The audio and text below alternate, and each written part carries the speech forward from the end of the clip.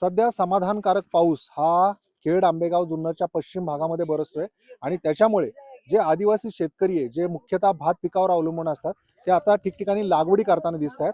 आत्ता जर आपण पाहिलं तर ह्या भात खाचरांमध्ये पाणी साचलेले, भात रोपांची लागण चालू आहे. त्याला आवणी म्हटलं जातं. काय आवणी चालू आहे, कशी परिस्थिती आहे?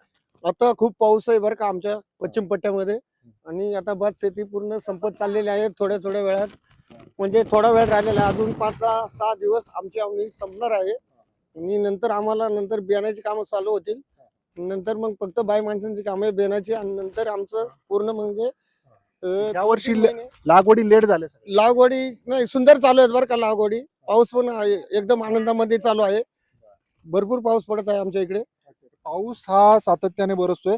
खरं तर महिला कामगार असतात मुख्यतः या भात पिकांची लागवड. मावशी इकडे या. काय तुम्ही काय गाणं बिणं म्हणताय, कसं आहे? हा? बर, ठीक आहे, बोला बोला.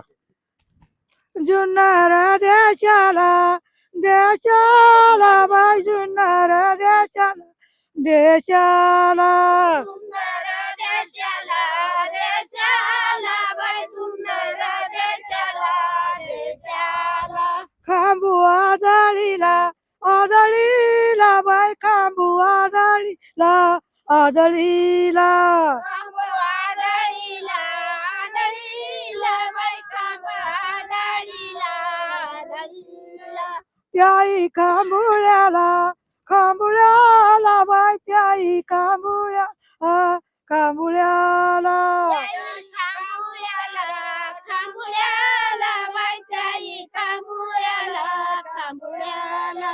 रंगीत पाळणा पाळणा बाई, रंगीत पाळणा पाळणा रंगीत पाळणा पाळणा बाई, रंगीत पाळणा पाळणा. त्याई पाळण्यात पाळण्यात बाई, त्याई पाळण्यात पाळण्यात ताई पाळण्यात पाळण्यात बाई, ताई पाळण्यात पाळण्यात.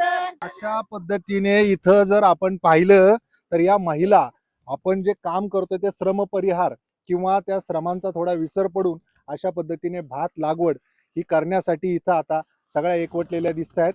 आणि आपण पाहतोय की या जो काही उत्तर पुणे जिल्ह्याच्या पश्चिम भागामध्ये सगळीकडेच हे चित्र आपल्याला पाहायला मिळतंय. खरं तर या ज्या महिला आहेत त्या कष्ट करून अशा पद्धतीने भात लागवड करत असतात. यंदा हे भात पीक अधिक उत्पादन चांगलं मिळावं हीच प्रार्थना ते अशा पद्धतीने गीत गाऊन करत असतात. आपण अपेक्षा करूयात की यंदा भाताचं उत्पादन हे चांगलं राहील. अविनाश वार, NDT मराठी, भोरगिरी, पुणे.